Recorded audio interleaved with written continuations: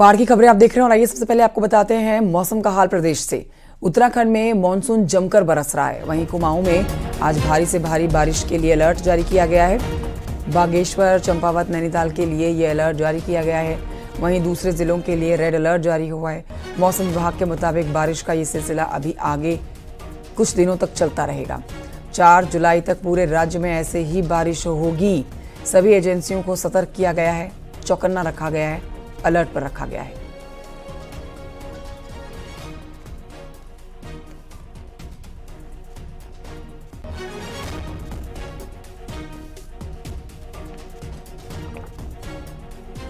तो इसी मानसून का बेसब्री से इंतजार किया जा रहा था। खासतौर पर बताएं कि कुमाऊं में भारी बारिश का अलर्ट जारी कर दिया गया है। कई जिलों के लिए भारी बारिश का रेड अलर्ट जारी कर दिया गया है। इस समय लगातार बारिश हो रही है पूरे प्रदेश में, आप कह सकते हैं, और ये बारिश 4 जुलाई तक यूं ही जारी रहने वाली है। यानी आप कह सकते हैं कि आज और कल दोनों ही दिन भारी बारिश पूरे उत्तराखंड में देखी जाएगी।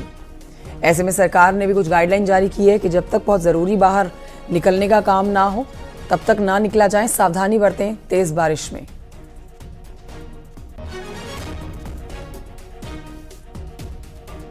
तो अब बारिश का साइड इफेक्ट भी दिखने लगा है। जगह जगह पर जल भराव, लोगों को आने जाने में दिक्कत और खास तौर पर बच्चों को यहाँ पर भारी दिक्कतों का सामना करना पड़ रहा है। भारी बारिश होने की संभावना जाहिर की है मौसम विभाग ने। अगले कुछ और घंटों में कई जिलों में जमकर बरस रहा है मानसून। उत्तराखंड में मानसून की इस दस्तक के साथ ही जहां मौसम बेहतर हो गया है, गर्मी, चिपचिपाहट गर्मी से लोगों को राहत मिली है, लेकिन दूसरी तरफ लोगों की परेशानियां भी बढ़ जाती है। जनजीवन अस्त व्यस्त हो जाता है, लोगों की परेशानियां कई कामों में बढ़ जाती है।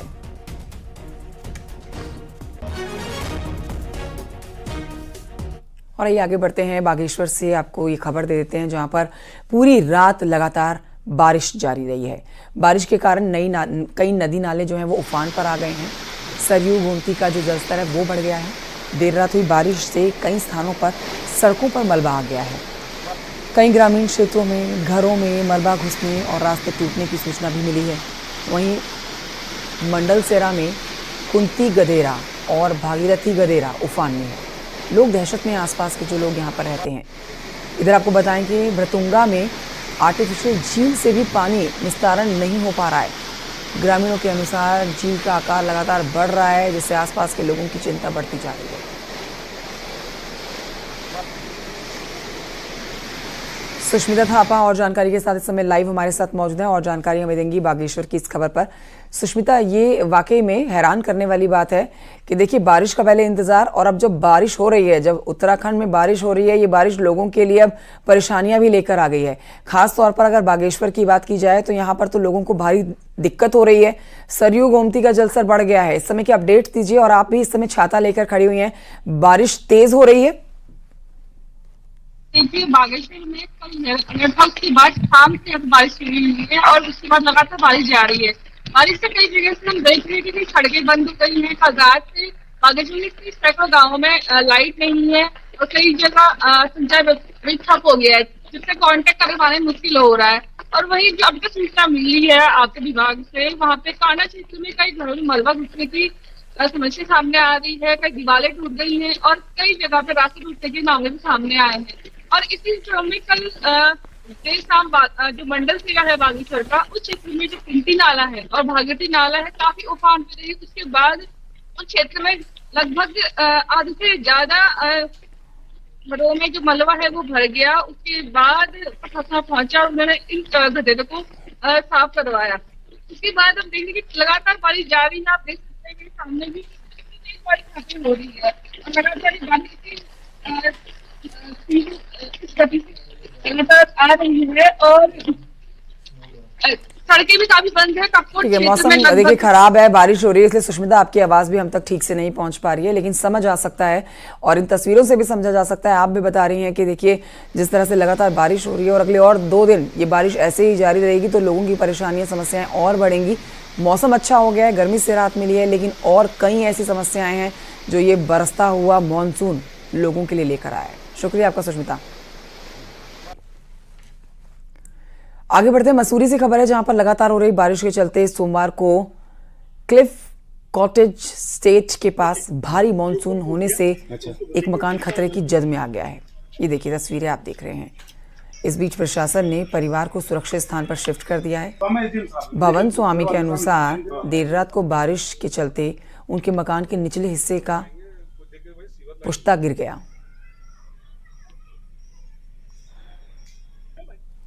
इसकी सीवर लाइन पूरी बंद थी यहाँ और इसका बैक मारा इसने। 1 महीने से जब काम लगा हुआ था यहाँ, तो हमने कहा चलो लगा हुआ। एसडीएम साहब के भी गए, 6 बार मैंने गढ़वाल स्थान में कंप्लेंट करी, लेकिन कोई फर्क नहीं पड़ा किसी ने।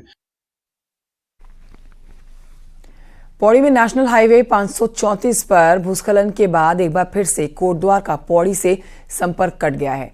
दुगड्डा से कोटद्वार के बीच में 5वें मील के पास भारी भूस्खलन हुआ है, जिससे सड़क बंद हो गई है। वहीं इसके चलते परेशानियां का भी लोगों को सामना करना पड़ रहा है। लैंसडाउन, पोखरा समेत पौड़ी में आने वाले यात्री पिछले कई घंटों से सड़क पर ही फंसे हुए हैं। रास्ता पूरी तरह से चौक है। हालात ये हैं कि दोनों ओर कई किलोमीटर का लंबा जाम लग चुका है। कितने घंटे से आप यहाँ पे इंतजार कर रहे हैं? 3 घंटे से। अभी क्या लग रहा है, कितना बता रहे हैं समय यहाँ पे? समय 1 घंटा लग ही जाएगा। अच्छा, 1 घंटा भी और लगेगा। तो ये जो रास्ता है ये काफ़ी खतरनाक हो चुका है। पहले भी आप 3 घंटे से इंतजार कर रहे हैं, तो भूस्खलन हो रहा है लगातार यहाँ पे? हाँ, हो रहा है, भूस्खलन हो रहा है। तो पूरे उत्तराखंड में मानसून सक्रिय हो चुका है। बारिश का रेड अलर्ट जारी कर दिया गया है। ऐसे में किसी भी आपदा से निपटने के लिए विभाग को तैयार कर दिया गया है और विभाग भी दावे कर रहा है, लेकिन कुछ चुनौतियां ऐसी हैं जिनका फिलहाल कोई इलाज नहीं है। रिपोर्ट देखिए।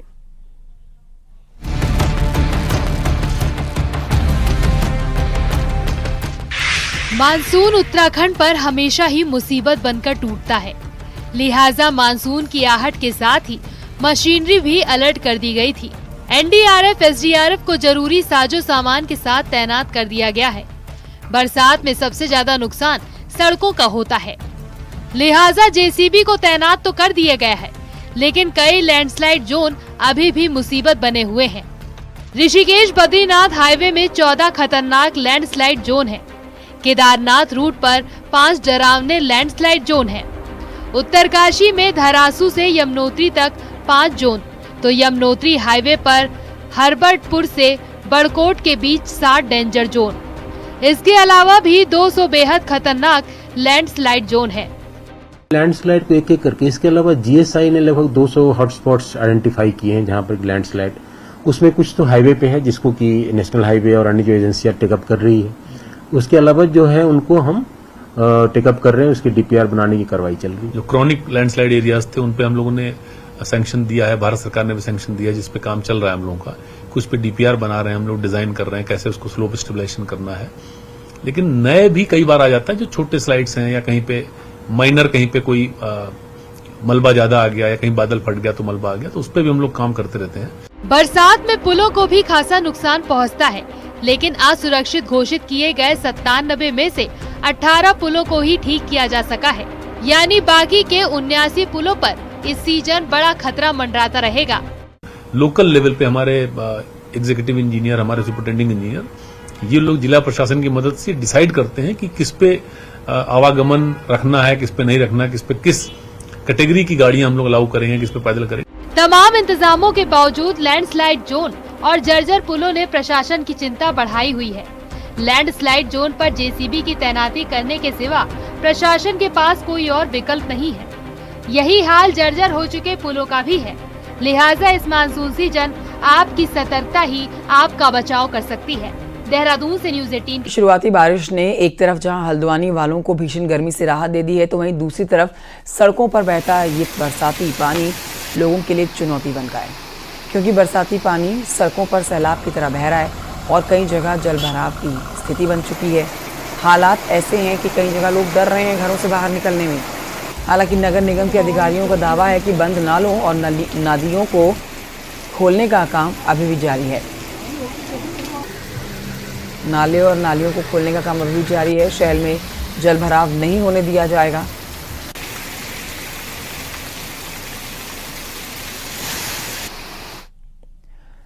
बागेश्वर में भ्रतुंगा के पास सरयू नदी में झील बनी। अभी खुली नहीं है। आपको बताएं कि नहीं खुल पाई नदी का पानी निकासी का रास्ता अभी नहीं बन पाया।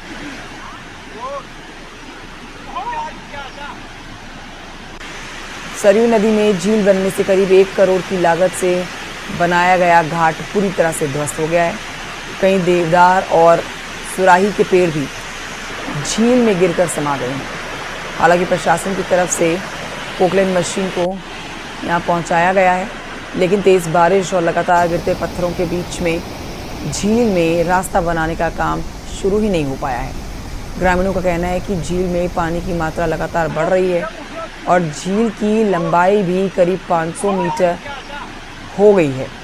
बारिश के बाद इलाके में लोग दहशत में हैं, क्योंकि झील एक साथ टूटी तो निचले इलाकों में तबाही आ सकती है।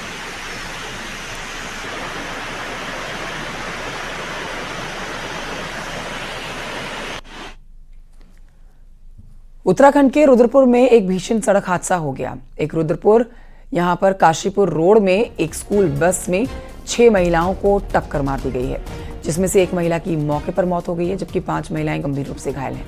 बताया जा रहा है कि महिलाएं पास की फैक्ट्री में काम करके अपने घर लौट रही थी, तभी एक अनियंत्रित स्कूल बस ने उन्हें टक्कर मार दी। जिस स्कूल बस ने टक्कर मारी है उसका ड्राइवर पुलिस को बेहोश हालत में मिला है। ऐसे में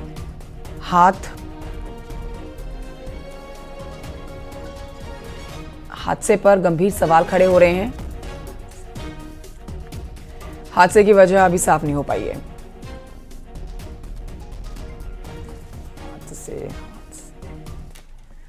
उधर उधम सिंह नगर से खबर है, जहां पर विजिलेंस की टीम ने बड़ी कार्रवाई की है। यहां के जिला आबकारी अधिकारी अशोक कुमार मिश्रा को विजिलेंस टीम ने 70,000 रुपए की रिश्वत लेते रंगे हाथों धर दबोचा है।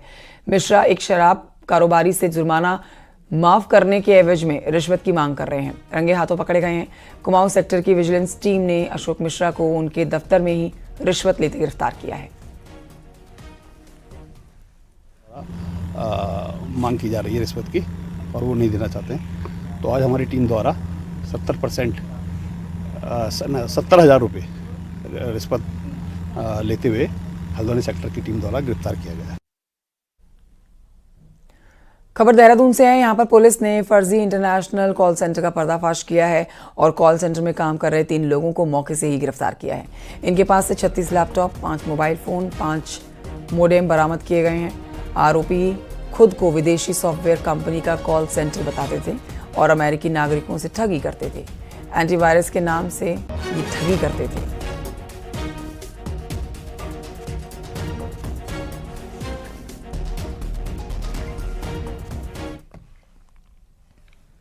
मुख्यमंत्री पुष्कर सिंह धामी ने ऊर्जा विभाग को निर्देश दिया है कि मानसून को ध्यान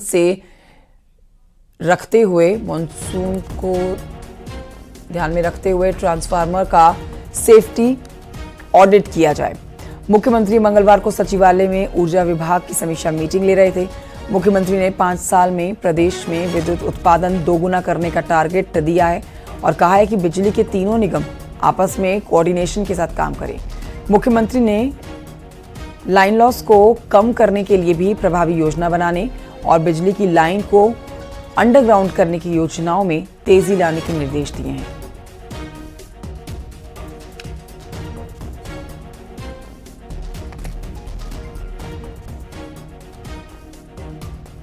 लोगों का क्रमवार रूप से हमने समीक्षा रखी है, जिससे कि जो पिछले दिनों काम हुए हैं हम कितना पहुंचे हैं, कितना हमारा लक्ष्य है। उत्तराखंड में सिंगल वुमेन यानी कि एकल महिलाओं को सरकार स्वरोजगार में मदद देगी। राज्य में ऐसी महिलाएं करीब 1 लाख हैं और 10 करोड़ रुपए के बजट वाली ये स्कीम इस साल शुरू होगी। ये रिपोर्ट देखिए।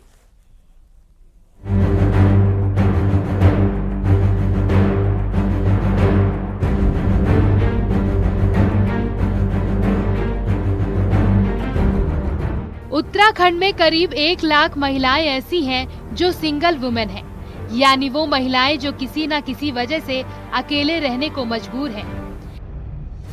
ऐसी महिलाएं खुद का रोजगार कर सके, इसके लिए सरकार मुख्यमंत्री एकल महिला स्वरोजगार स्कीम शुरू करने जा रही है। इस स्कीम में क्या कुछ होगा और इसकी शुरुआत कितनी महिलाओं के साथ होगी, इसको लेकर मंगलवार को कमेटी की पहली मीटिंग हुई और जल्द फाइनल ड्राफ्ट कैबिनेट के सामने रखा जाएगा। वित्त मंत्री प्रेमचंद अग्रवाल के मुताबिक योजना ब्लॉक लेवल पर लागू होगी और 18 से 50 साल की सिंगल वुमेन को स्वरोजगार में 75% तक सब्सिडी दी जाएगी। महिलाओं को हम इसलिए रोजगार देंगे ताकि वो अपने आत्मनिर्भर बन सके, क्योंकि सरकार की मंशा भी है कि आत्मनिर्भरता की ओर बढ़े, महिलाओं को हम सशक्तिकरण की ओर बढ़ाएं। इस नाते हमने ये स्कीम लागू की है। इस स्कीम का लॉन्च महिला बाल विकास विभाग करेगा, जिससे सिंगल वुमेन अपना रोजगार कर सकेंगी। साल 2011 की जनगणना के मुताबिक उत्तराखंड में विधवा महिलाएं 67,449 हैं, दिव्यांग महिलाएं 27,381 हैं, परिवार से अलग रहने वाली महिलाएं 5,840 हैं, तो किन्नर 4,555 हैं। फिलहाल स्कीम कागजों में बन रही है। सरकार का दावा इसे इसी साल लागू करने का है। ऐसे में देखना होगा कि स्कीम को धरातल पे उतारने में और कितना वक्त लगता है। दीपांकर भट्ट, न्यूज़ 18, देहरादून।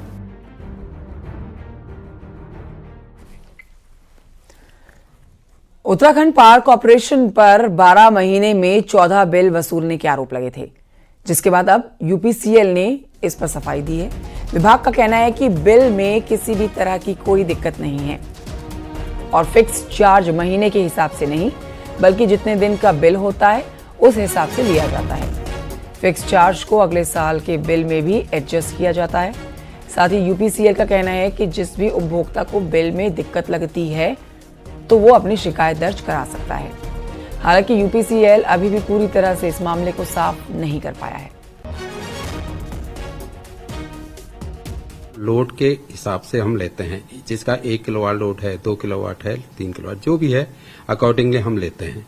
उसमें कभी भी किसी मंथ में अतिरिक्त नहीं होता। हर मंथ हमारे केवल साल में 12 ही बिल बनते हैं और 12 ही फिक्स चार्ज जो रेट होता है उसके अकॉर्डिंगली लेते हैं। इसमें कहीं कोई भ्रांति नहीं होनी चाहिए, जहां तक मैं समझता हूं। बढ़ते हैं आगे। हाईकोर्ट ने नैनीताल की सुखाताल झील के सौंदर्यीकरण पर लगी रोक को हटा दिया है। इस पर आपको जानकारी दे देते हैं कि कोर्ट ने झील के विकास प्राधिकरण और केएमवीएन को 3 महीनों के अंदर काम पूरा करने का आदेश दिया था।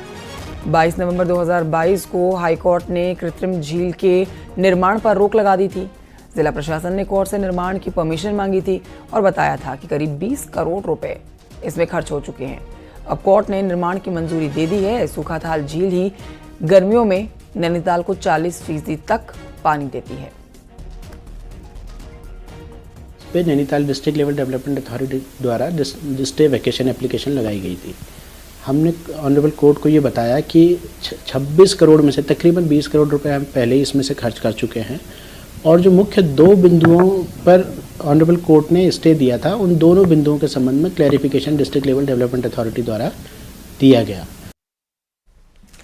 भारत और नेपाल के बीच में भले ही रोटी बेटी का रिश्ता है, लेकिन नेपाल की जो बेटियां बहू बनकर भारत आ रही हैं, उनमें उनके लिए अब नागरिकता का सवाल खड़ा हो गया है। जो काम करने आसानी से होता जा रहा है, जो काम पहले से आसानी से होता था, वो अब परेशानी बन चुका है। मामला 2 देशों का है, इसलिए उत्तराखंड सरकार ऐसे मामलों को लेकर विदेश मंत्रालय से बात करने जा रही है। देखिए इस पर रिपोर्ट।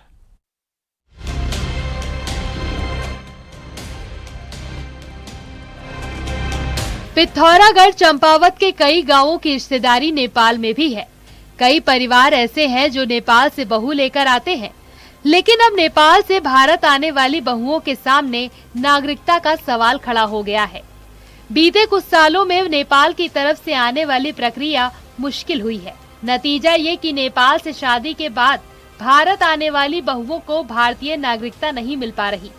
हाल ही में पिथौरागढ़ दौरे पर गए कैबिनेट मंत्री सतपाल महाराज ने इसे गंभीर मामला बताया है। नेपाली मूल की लड़कियां जिनकी शादी पिथौरागढ़ में हो रही है और हुई है, उनका परिवार रजिस्टर में नाम दर्ज नहीं हो पा रहा है, तो जिसके कारण राशन कार्ड तथा आधार कार्ड नहीं बन पा रहे हैं। तो मैंने माननीय मुख्यमंत्री जी को अवगत कराया है और इसको हम हाई लेवल पर ले जाएंगे, इसका निराकरण कराएंगे ताकि वो जो हमारी बहुएं हैं उनका राशन कार्ड और आधार कार्ड बन सके। पहले की प्रक्रिया बड़ी सामान्य प्रक्रिया थी। भारत नेपाल के बीच कहने को रोटी बेटी का रिश्ता है, लेकिन बीते कुछ सालों में हालात बदले हैं। मामला दो देशों के बीच का है, इसीलिए मामले का हल हाई लेवल से ही निकलेगा। कैबिनेट मंत्री सतपाल महाराज के मुताबिक जल्द मुख्यमंत्री इस मुद्दे पर बात करेंगे और फिर विदेश मंत्री से भी बात की जाएगी। वहीं लोकल लोग भी मानते हैं कि नेपाल के रवैये से दोनों तरफ परेशानी हुई है। काफी महिलाएं हैं, मेरे पास काफी एप्लीकेशंस आई हैं, इसीलिए मैंने टेकअप किया है। माननीय मुख्यमंत्री जी ने भी कहा है कि वो भी मीटिंग के अंदर इसको टेकअप करने जा रहे हैं और अगर होगा तो विदेश मंत्री से भी इसमें हम बातचीत करेंगे और इसको हल करेंगे। जो नागरिकता को लेकर सरकारों ने दोनों देशों की सरकारों ने जो अपने नियमों में बदलाव किया है, सख्ती दिखाई है, उसका असर आम लोगों में बहुत हो रहा है। जो सदियों से दोनों देशों के बीच, खास करके जो बॉर्डर इलाके के रहने वाले लोग हैं बॉर्डर इलाकों में, उनके बीच में रोटी बेटी का संबंध रहा है। साफ है, मामला दो देशों के बीच रिश्तों और नागरिकता से जुड़ा है। ऐसे में बिना किसी सरकारी दखल के दोनों देशों से जुड़े इस मसले का हल निकल पाएगा, ऐसा नहीं लगता। पिथौरागढ़ से विजयवर्धन उप्रेती के साथ दीपांकर भट्ट, न्यूज़ 18 देहरादून।